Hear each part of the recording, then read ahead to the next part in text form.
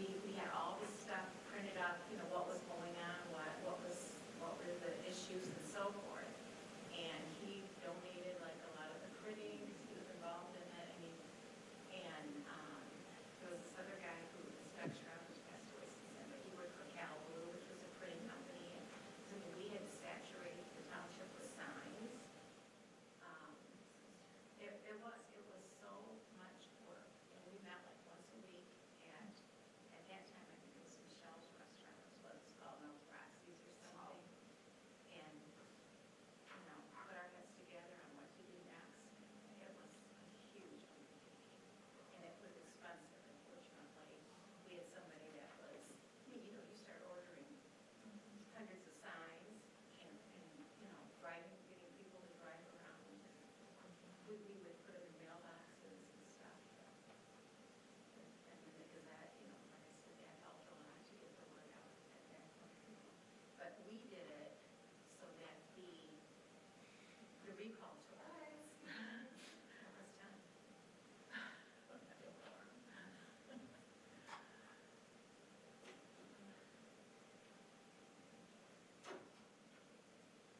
it's nice to be there, honey. I think they went back to his office.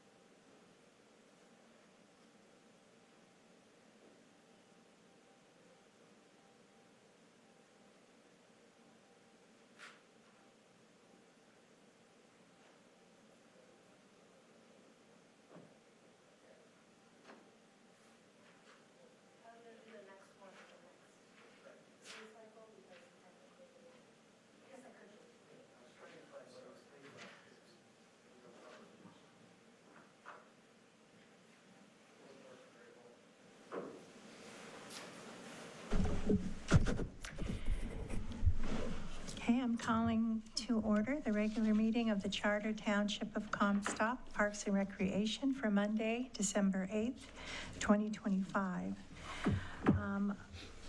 First off, regarding approval of the agenda, I would like to note that the reports and correspondence should be above the member comments and announcements, with adjournment being at the end. Oh, that would make a lot of sense. So we'll make that move. That's agreeable. Okay. Can we also add a COLA discussion for park staff? Okay.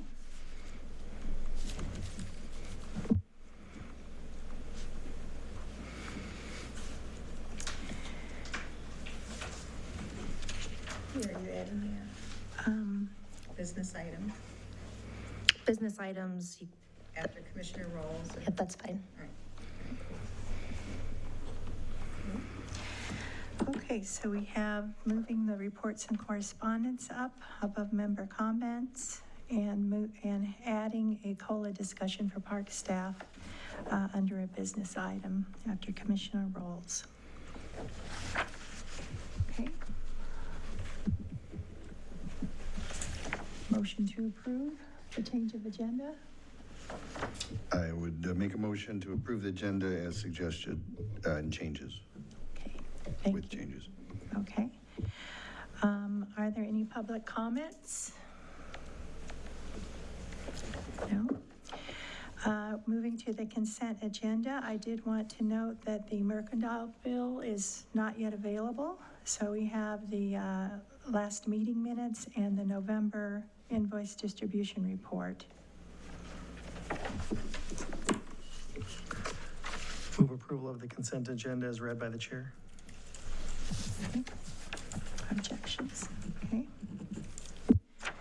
And that moves us on to the presentation of Robert Morris prescribed fire burn report.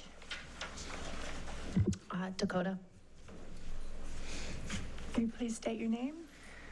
Hi, yes, my name is Dakota Chapski. I am the ordinance officer for Comstock Township. Okay. All right, so back in October, we went ahead and burned some of Robert Morris. I'm gonna pass out the burn plan that was put out along with the op order that I used so you guys can just see what that actually looked like. So this will be the burn plan that I'll pass out, and then the op order, and then a weather graph.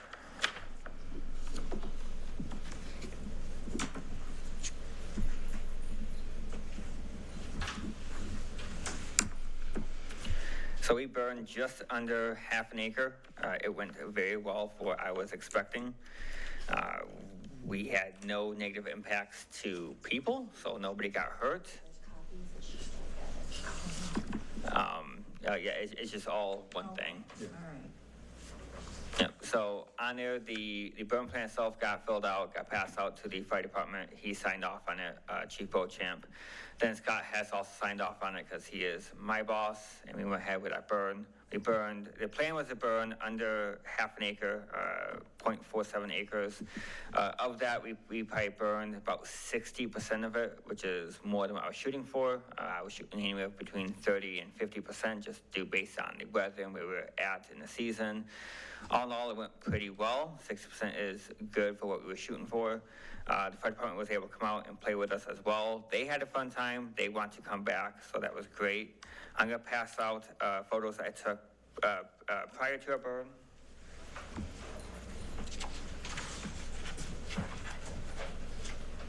And that just shows the property that we were burning. It's a bunch of grass that's not on fire. And then I'll pass out photos that were taken one day after the burn, which will show about 60% of the grass that was on fire. I'll pass that one out.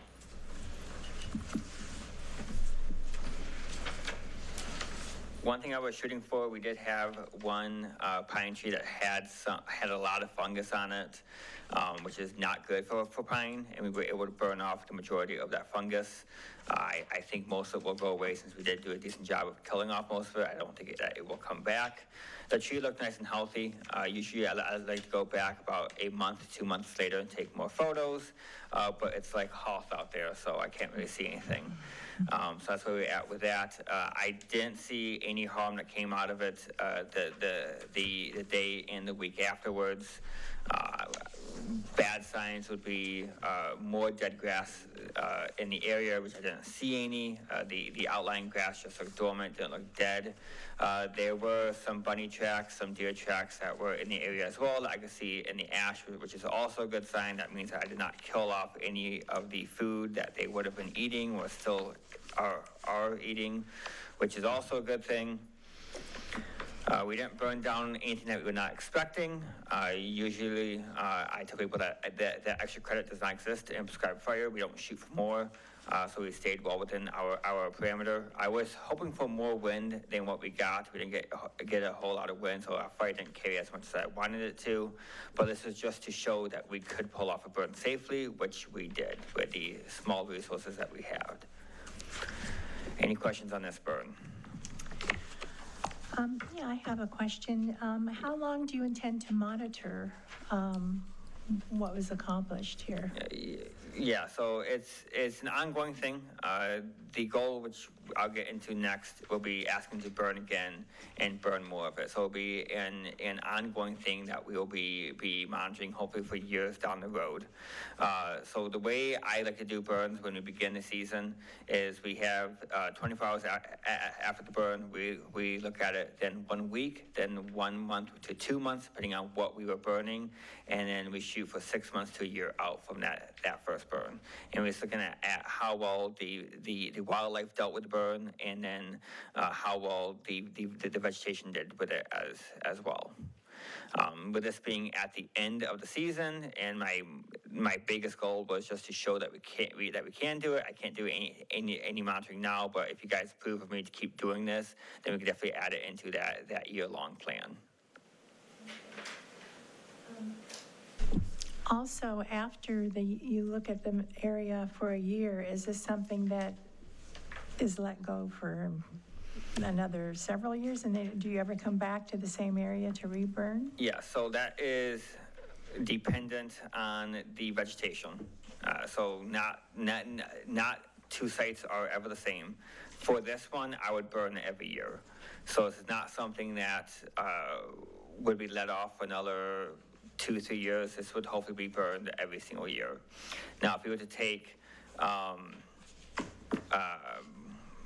a wooded patch where you have a bunch of trees that drop their leaves, we may burn that every 2 to 3 years, because what we want is a good layer of duff, so needles, leaves, twigs, sticks, to be on the ground before we burn again.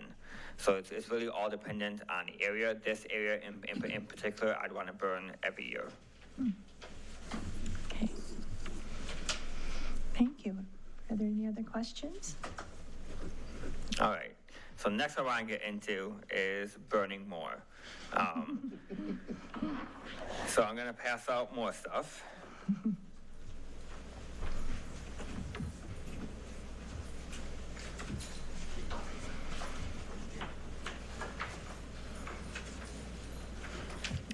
I'll wait for this to get passed out.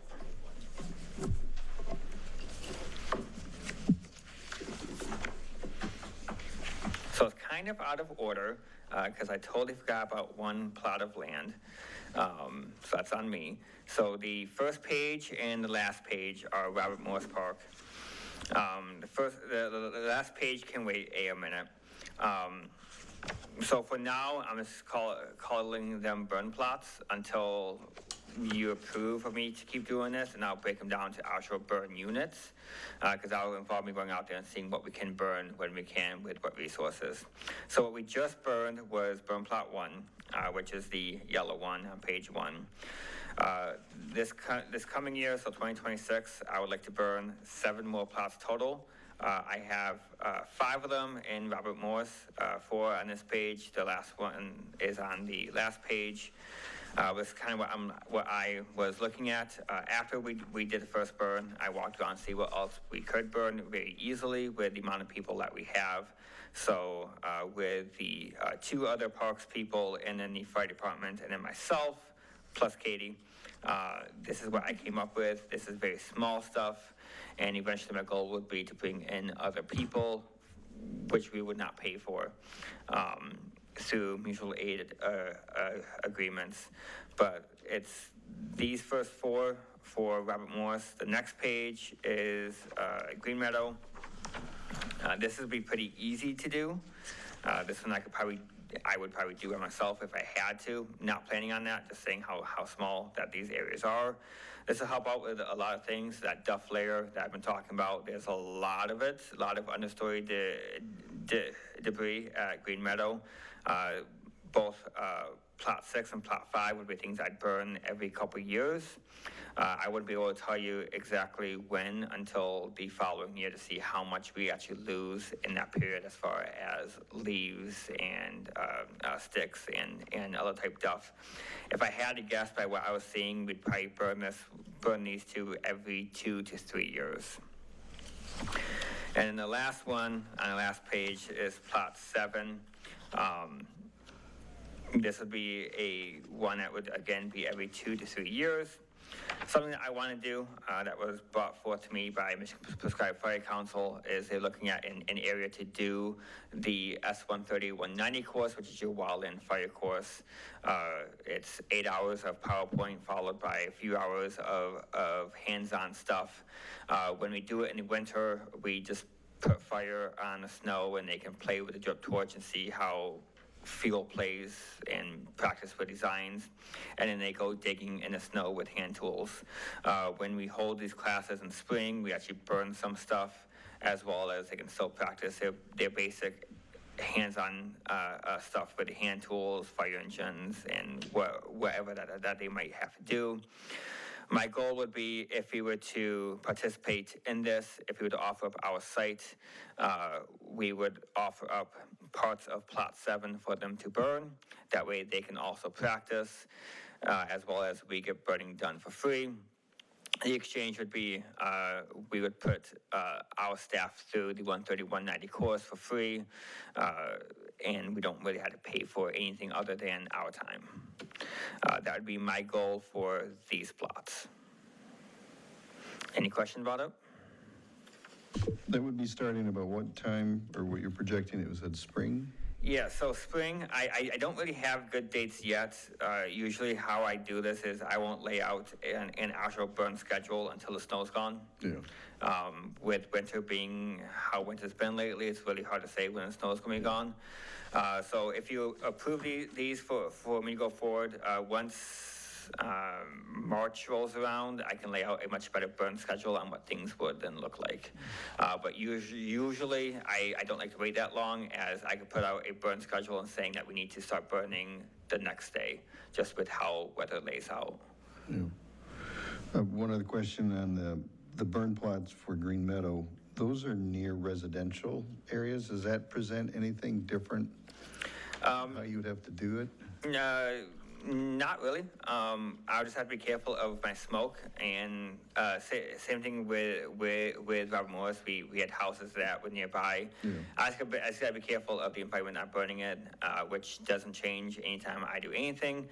I'm looking for that open environment. So usually when you don't see any clouds is when we have an open environment. I'm looking for high lift.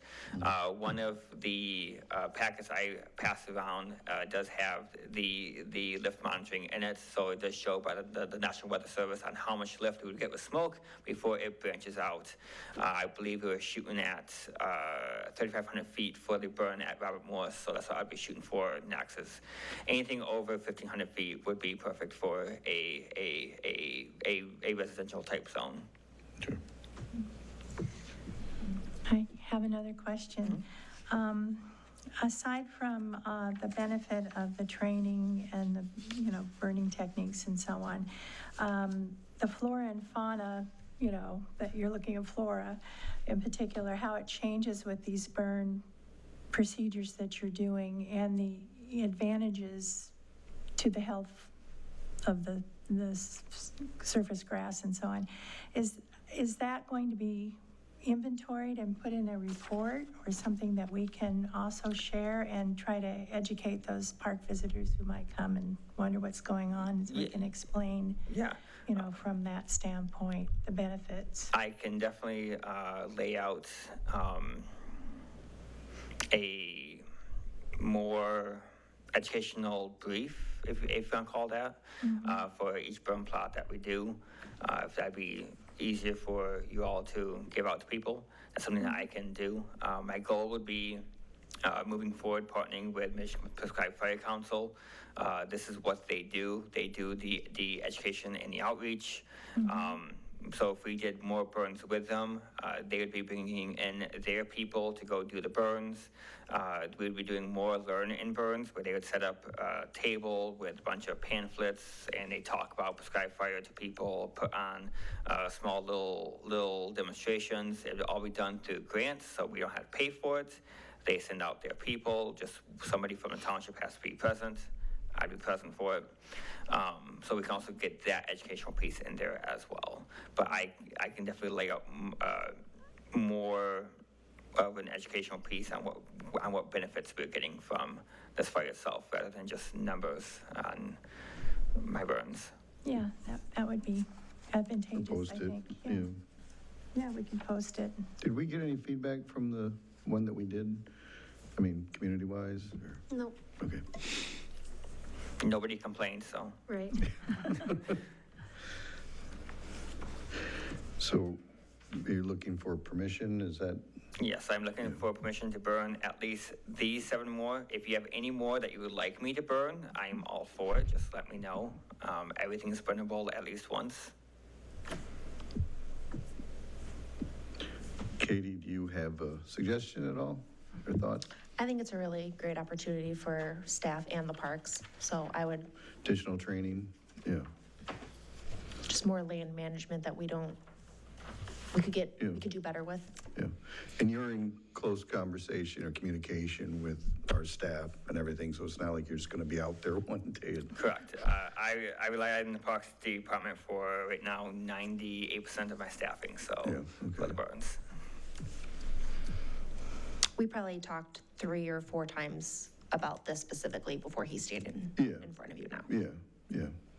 Well, I would support it, and I would make a motion that we approve to proceed with the burning plan for 2026 and the training to start this winter as presented. Okay. Are there any objections? None? Okay, motion passed. All right, thank you. Thank you. Thank you.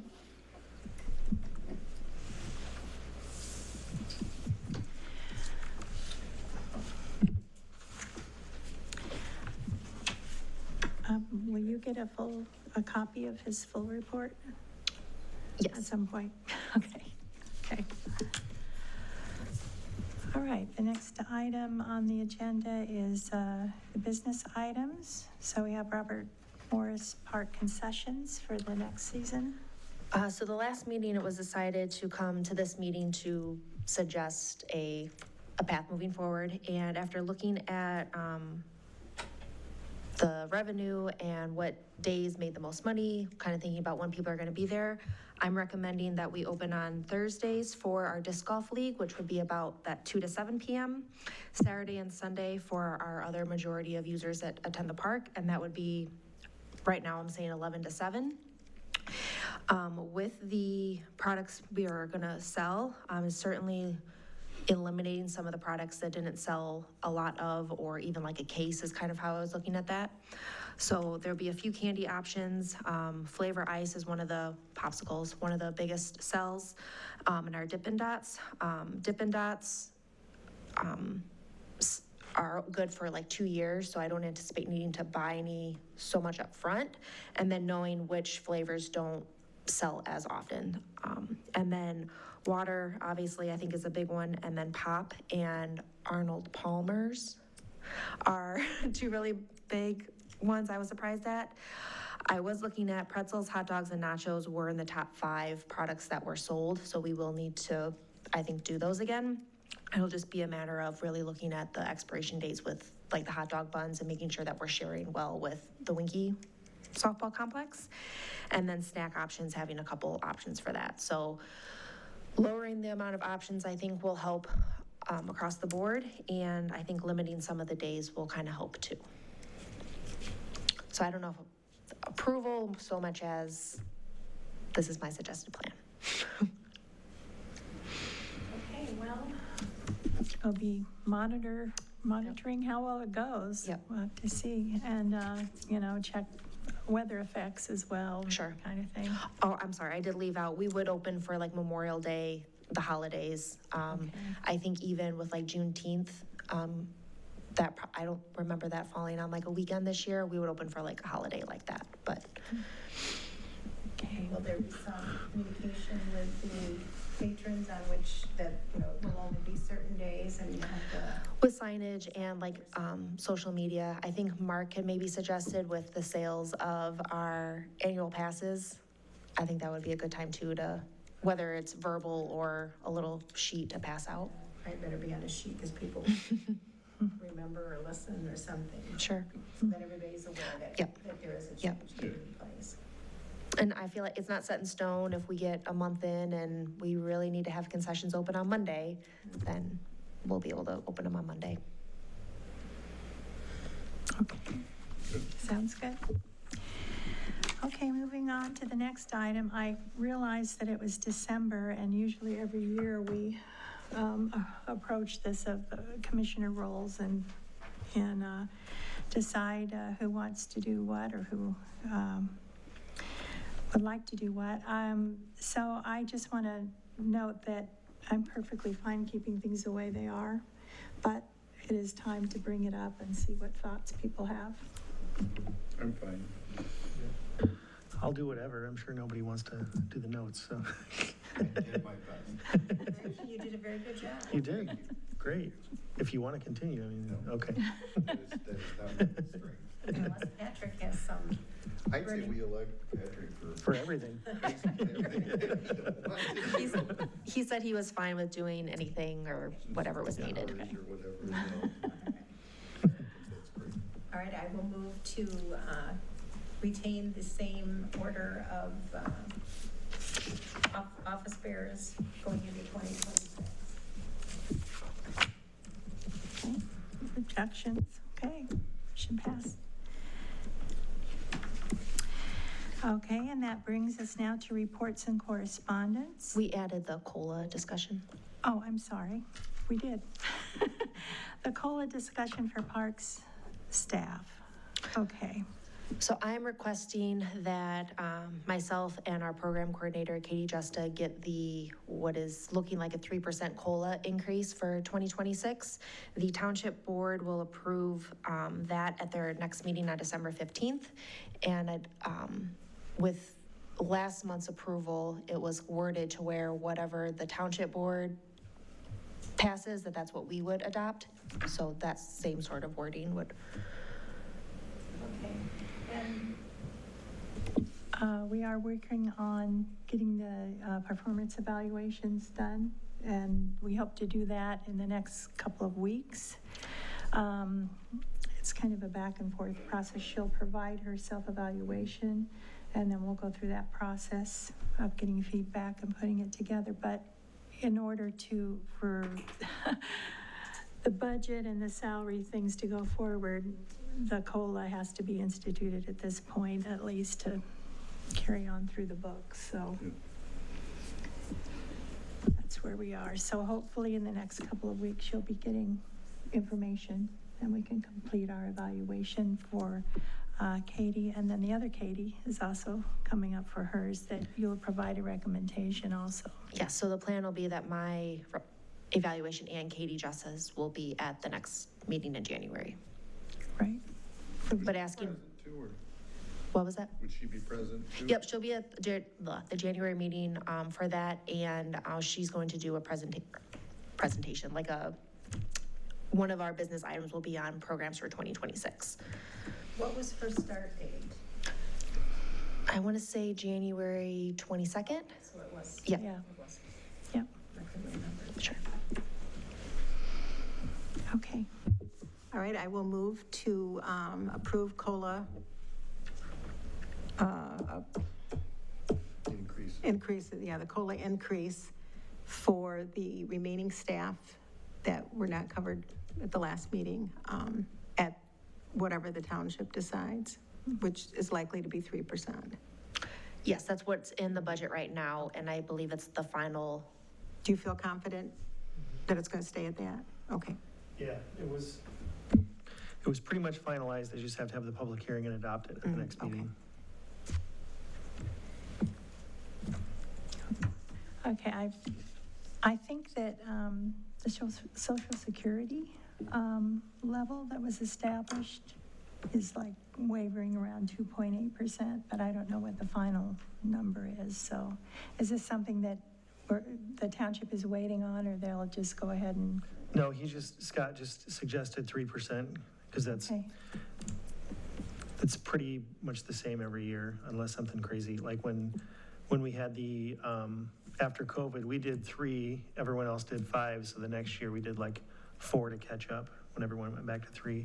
So it's right around 3 usually every year. Okay. Okay. Do you need a roll call for something like that, or? I don't remember. I think as long as you, Okay. there's no objection. You can ask for one. No, I don't need it. I did have a quick question though on the budget. There were some things that didn't go through on the budget. Just one, just the estimated 75,000 for the entryway into the old football field Oh, that we okay. guessed. So we took that out because we're going to wait and get an actual quote. Okay, gotcha. And then either ask for Yeah. it to be put in or ask for it to be put in the following year. Okay. Just because it was a wild guess, we just Yeah. take it out. That was Right. it. Everything else went through. Oh, okay.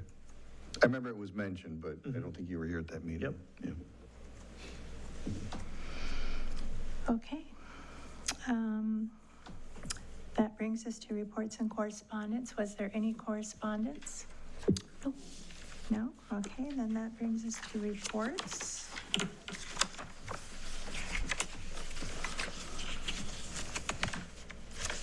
Okay, and under that is the November revenue expenditure report. From Spring.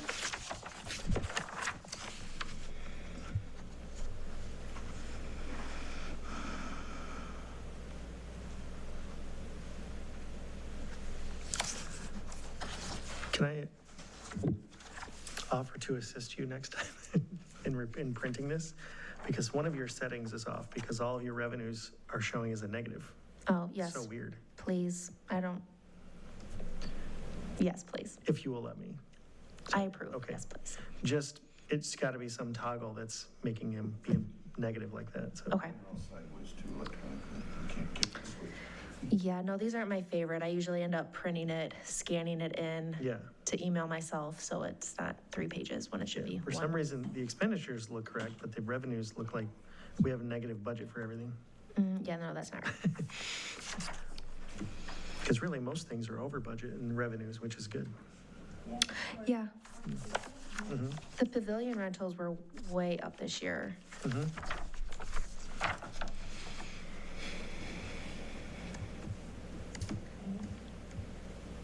That's all. Thank you. Not to force No, my no, help on you, please, but please.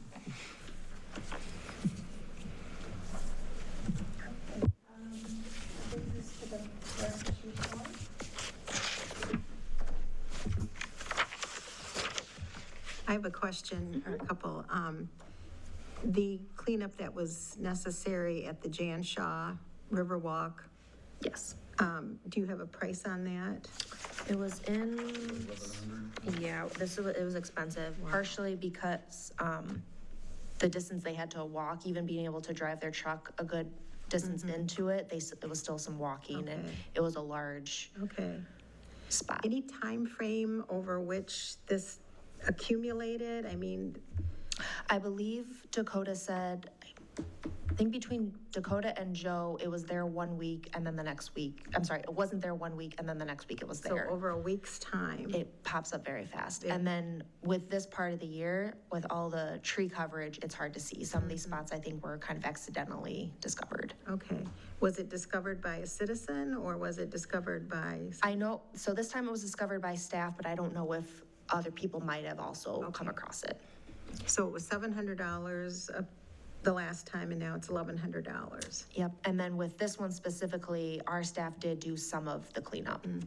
Okay. So it's, And was this, again, some drug paraphernalia or was it mostly? honestly, I don't remember if it was drug paraphernalia or not. It was just, Is it tents and, or is it just this one was mostly trash? more trash, garbage, Clothing? human waste. Okay. Okay. Yeah. I have a question. Has there been any report along the River Villa Preserve also of encampments or camping areas, or it's just along Jan Shaw? It was just Jan Shaw. Just Jan Shaw. And then the second thing I wonder about is, do we have, or should we post no camping on the entrance? We Or have is this, several times. Several times? They've taken the signs down. Oh, Sometimes they end up in Okay. the river. Yeah. I want to make sure that we're documenting anything, if we have any illegal activity, although the encampment is questionable, but anything that results in something that is like drug use or whatever, those are clearly defined in the laws other than our bylaws of the parks, but that we're documenting that and that's available that people can, that we have as a reference if need be or provided to the police. Okay. So I think that's smart on our end to make sure that that's documented in case there is something that is worse, someone getting hurt or whatever. Is there any sort of A schedule or a plan to I mean, I realize in the wintertime, you wouldn't, but anyway, any kind of a plan or a schedule to monitor? I would say we are monitoring every weekly. When Joe goes out to the parks and does the trash pickup, and when Dakota's going out, they're doing it. It's just one with how big issue it is to where we have to hire a company to do it, as opposed to Dakota just doing it and then Right. kind of telling me after the fact that, oh yeah, I've been doing this. Same thing with Joe. Back in the trails too, so they're intentionally avoiding being seen, that Yeah, is. no, I just wondered if we, if there's some way to stay on top of it to, get people removed before it becomes, but I don't know. I think they do it too quickly. We're not necessarily going to see somebody taking like a shopping cart back to this area to know that like, oh, we should follow that person, they're probably doing something. So I think what our staff is doing is kind of the best they can. I think a lot of it is just the situation that the whole country is in at the moment. I think some of the fire burning will help with some of these areas because it won't be as much tree coverage. And I would think that if it's common that we're burning in a spot, of course, we're gonna do our due diligence to make sure nobody's there, but you're not gonna go somewhere that has a history of doing something like that. So I think we're trying to do certain things. It's just not exactly something that anyone really has the answer to, and trying to do the best we can with what we have going on. All right. It's Certainly is expensive. disheartening. It's very, yes. I see under the DNR Landing that there's dumping still. Oh, yeah. And that was something Joe was able to do. But it's a truckload of nonsense. And thankfully, he can take it to the transfer station, but it's still part of his fun day that's just picking up garbage. And that's a pretty visible area, isn't it, from the road? That, I wouldn't really say it is because, you know, you're going down Kings Highway and it's like, what, 55 miles an hour, I'd say, and it's kind of tucked in and like a lot of tree coverage, so you're not really gonna see it unless you're maybe that passenger and you're staring out the window, and even then. Or you know that the DNR Landing is there. I mean, most people would never even. One other question on Neal Street, quoting entrance signage to combine cemetery and park. Now, I mean, the cemetery has a pretty elaborate sign. Correct. So are you talking about adding something to that structure already, or what? We're gonna take and I've talked to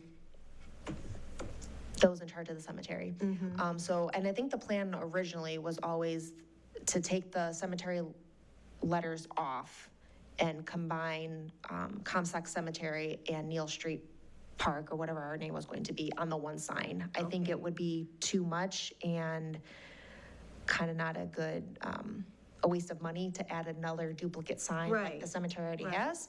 So we've come up with on one, if your sign is like this, one part of it is gonna say Comstock Cemetery, a little design line, and then it'll say Neal Street Park. Okay. But it would be on the existing? On the existing sign. So it's just taking off the letters and then adding the new letters there. Okay.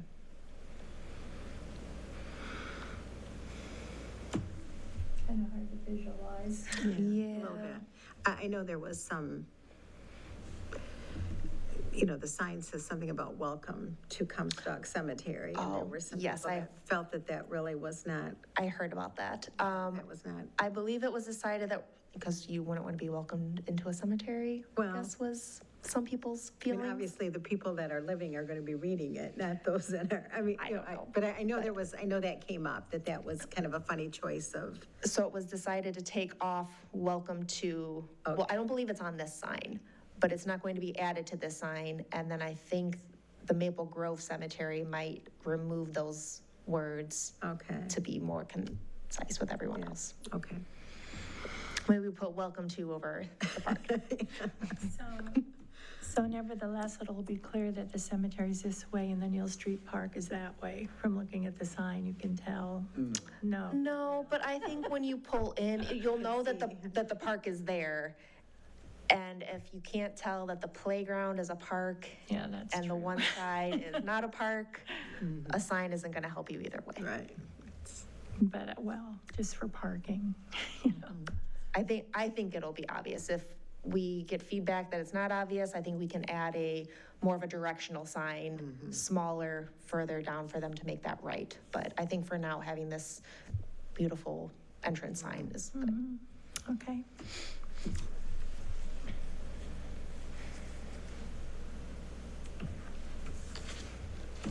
It'd be nice to see an example. Yeah, sorry about that. I was gonna give you the example when I had the quote. Can we ask who's working on this? Is it the cemetery people or is it? Combined. Okay. I'm not dictating what okay. there's gonna, we had a couple different options, what it should say. I think it's a good idea, and I want to give credit to Katie Justa. She's the one who kind of came up with this final concept of how the wording should be. Okay. Or not wording, the placement of the two words, two places. But, yep. Okay. Is there anything else from the director's report?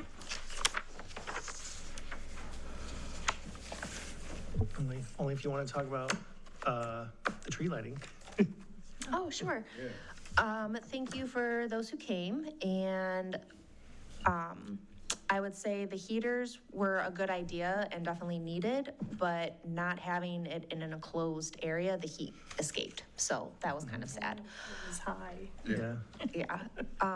I think it was a well-planned and organized event. I think the people who came had a lot of fun. Santa was great again this year. He kind of took it upon himself to help us put up the ornaments when we were doing that. So the kids were putting up ornaments with Santa, which I thought was kind of cute. All the lights worked, which that's always a hold your breath for. And then we'll have the lights up through, I'd say at least mid-January. I think it was a good event. I don't know how to necessarily get more people there. It was so cold. It was very It was- cold. I could understand why people would want to Yeah. bring their kids there for very long. But and- I think with this event specifically, it's something that people can enjoy throughout the coming weeks. It's not something that they necessarily have to come to, but you drive by the park. And last year we got a lot of comments on like Facebook about how nice the park is lit up. So it's something for people to enjoy later on, and having our event just kind of boost that. We did scale back some of the things that we did, figuring that we weren't going to get hundreds of people. Do we keep the trail, is that cleaned off? Does it remain cleaned off so people can use it, or? No, we don't plow the path. The areas that Joe does plow take up a significant amount of time, so there's just not that plan in place to do the trail, because I think here and even at Neal Street would probably be a good idea, but not necessarily having the ability to do it with the tools. Yeah, And I was just wondering if it might be kind of neat that we start adding, light arrangements that kind of celebrate all holidays around this time frame, and have more of a lighting walk or something like that people can take place. I know Battle Creek does a good job with that, at least they had in the past. I've So- seen it all over. Yep, part of that with looking at adding electrical outlets throughout the whole park with Esper, because, yeah, there's just not a lot of options for plugging in lights, and it's a fairly expensive sort of scenario. But yes, ideally, each year, add more and more lights. Hopefully, maybe sponsors will start to take notice and want to kind of do some things. We've got one, I won't say who it is, but one person had reached out, said that they wanted to offer something. We emailed them back, and that next day, they could no longer do it. So just timing of certain things, but I think the community is interested, they want to help, but just trying to figure out that timing. You did get some photographs of the event, correct? And, Yep. the scene with Santa by the Oh, tree with the amazing, little, lots of little children. It's just adorable. So, the Christmas trees, so that There was was- good to publish. One cute family that looked like they dressed up to have like Christmas photos taken, and they were there, and a few good comments on Facebook about the event. So definitely a success, just not in numbers of we had hundreds of people there success. It was pretty, it was pretty sporadic, but I won't say a lot, but there was several people that showed up right at the end for the tree lighting. There's a lot of figured, people that yeah. came for that, yeah, but not a lot during the, Right. and somebody mentioned maybe kids weren't out of school yet. I don't know when kids get out of school, but Yeah, because it was I don't, earlier. yeah, it was 3:30. Was it 3:30? Don't kids get out at like 2? I don't know. I mean, Maybe my high schooler gets out at 2:30, but I think The that's the element. earliest, and then they go, but it was still 5:30, so it's not, Sure. not like they weren't out then, but I did notice it was pretty sporadic until the actual lighting. Sure. But there was a big lighting in Bronson Park, Portage had a big lighting, I mean, Yeah, it was too bad it was so cold. Yeah, one thing I experienced one time in a smaller community, there was like a gazebo that was lit up, and the whole town was, doing hot chocolates and whatnot. A little larger in scale than this, but one thing that was really enchanting was you could get your photograph with your family in just a setting, like, so around the trees, but there was a photographer that they had hired, and you take the picture, give them an email, and, it's just or they could take their picture with their cell phone. But it became kind of that Christmas picture, and I think one time they even had Santa Claus or Mrs. Claus that you get your picture taken with. We did that last year and people weren't taking No, okay, advantage of it. yeah. So, not that we shouldn't ever do it again, Yeah, but yeah. just re-looking at, because I thought that would be a great idea too. Yeah, But you had kind of that bench last year for people, and, Yeah, so again, it was cold, first event, all like little sorts of things, but Was this a local Santa Claus, or, no, but to try to get a Santa Claus. is that easy? really? So if you're looking for a side job, you could probably be Santa Claus and make some money. There you go. But he did do it last year. He's good. Good. Okay. So Did you post the pictures? I did not. Okay. Please share. I will. Okay. Those good positives. Yep. Okay, are there any member comments or announcements at this time? No? Okay, I guess we can adjourn the meeting. Is there a motion for adjournment? I move to adjourn the meeting at 6:44 PM. Okay, no objections? Motion passed. Thank you.